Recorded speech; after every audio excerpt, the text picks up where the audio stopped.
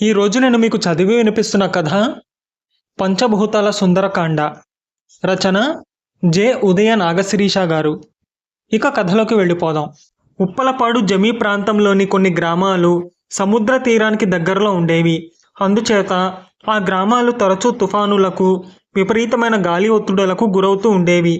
దీనికి తోడు ఒకసారి చుట్టుపక్కల గల చిట్టడివి ముట్టుకుని గ్రామాలలో ఘోరమైన అగ్ని ప్రమాదం జరిగింది. ఆ కష్టం నుంచి గ్రామస్తులు ఇంకా తేరుకోకముందే గాలివానలు ప్రారంభమయ్యాయి. చివరకు ఆ గాలివానలు పెను తుఫానుగా మారడంతో ఉప్పెన వచ్చి చాలా గ్రామాలకు విపరీతమైన నష్టం కలిగించాయి. జమీందారు అశోకవర్మ ఆ గ్రామాలను పునర్నిర్మించి అవసరమైన సహాయ సహకారాలతో పాటు ఖర్చుకు వెనకాడకుండా భవిష్యత్తులో ప్రకృతి బీభత్సానికి ఆ గ్రామాలు తట్టుకునే విధంగా చెయ్యాలని గ్రామ పెద్దలతో చర్చలు ప్రారంభించాడు.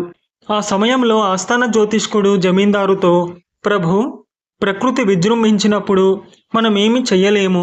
భూమి, నీరు, అగ్ని, వాయువు, ఆకాశం, వీటిని పంచభూతాలంటారు. మన దేహంలో కూడా ఈ పంచభూతాలున్నాయి. ఈ పంచభూతాలలో వాయువు కుమారుడైన హనుమంతుడు మనకు రక్షక కవచమయ్యేలా ఈ ఉప్పెనకు జ్ఞాపక చిహ్నంగా ప్రతిష్ఠింపబడాలని నా కోరిక అన్నాడు.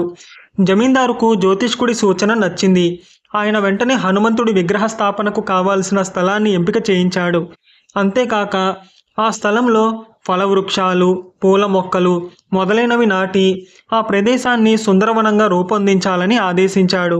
అతి కొద్ది కాలంలోనే జమీందారు ఎంపిక చేసిన స్థలం సుందరవనంగా రూపుదాల్చింది. చూపరులను ఇట్టే ఆకట్టుకునేలా ఆ వనంలో వృక్ష సంపదతో పాటు నీటి జలధారలు కూడా వెలిశాయి.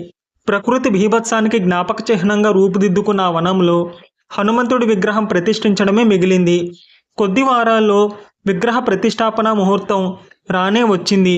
జమీందారుతో సహా ప్రజలు అధిక సంఖ్యలో తరలి వచ్చారు. సుందరమైన ఆ వనంలో నిలువెత్తు ఆంజనేయ విగ్రహం ప్రతిష్ఠించబడింది. హనుమంతుడి మీద పాటలు, పద్యాలు రచించి గాయకులు, కవులు వినిపించారు.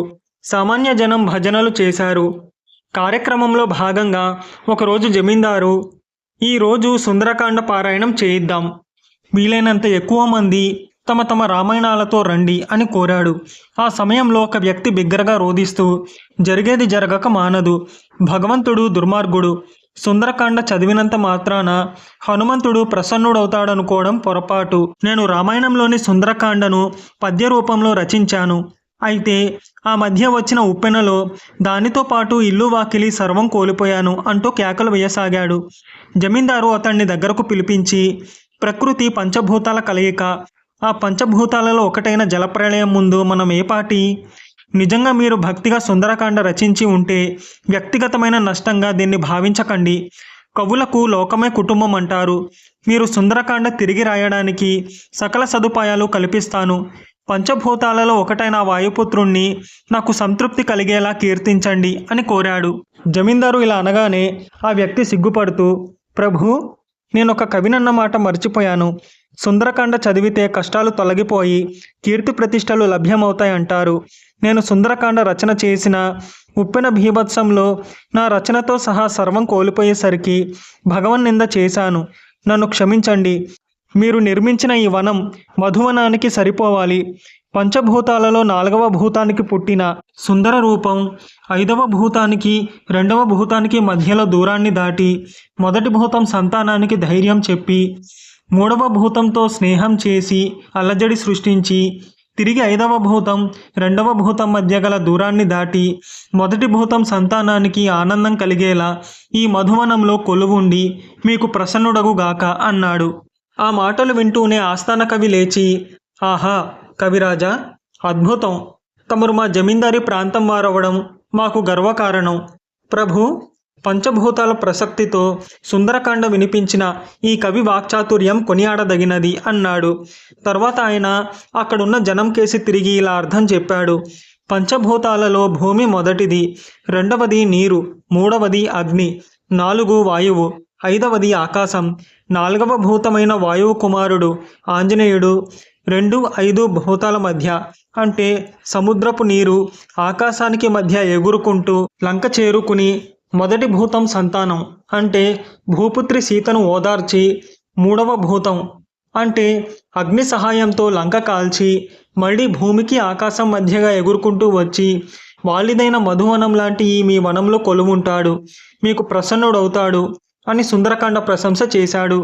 అందరూ కరతాళ ధ్వనులు చేశారు. జమీందారు ఆ వ్యక్తిని సమీపించి, మహాకవి, ఆ మారుతే స్వయంగా మీ నోట సుందరకాండ ప్రశంస చేయించి తిరిగి రాయమని మీకు కర్తవ్యం బోధించాడు. రాజులు రాజ్యాలు పోయినా కవులు చిరస్మరణీయులుగా ఉండిపోతారు. మీ కావ్యరచనతో పాటు నా పేరు కూడా చిరస్థాయి అవుతుంది. ఈనాటి నుంచి మిమ్మల్ని మారుతి కవిగా పిలుస్తాం. సుందరకాండ రచించి మాకు కూడా యశస్సు తండి అని కోరాడు. మారుతి కవి ఆ వనంలో పంచభూతాల సుందరకాండ రచించి ప్రజల గౌరవాభిమానాలతో పాటు జమీందారు మన్ననలు కూడా పొందాడు. మీకు కనుక ఈ కథ నచ్చితే లైక్ చేయండి, మీకు తెలిసిన వారికి షేర్ చేయండి. మీ విలువైన అభిప్రాయాన్ని తప్పకుండా కామెంట్ చేయండి. నా ఛానల్ని సబ్స్క్రైబ్ చేసుకోండి, పక్కనున్న బెల్ బటన్ని యాక్టివేట్ చేసుకోండి. నేను పెట్టే కొత్త వీడియోస్ మీకు నోటిఫికేషన్ రూపంలో వస్తాయి.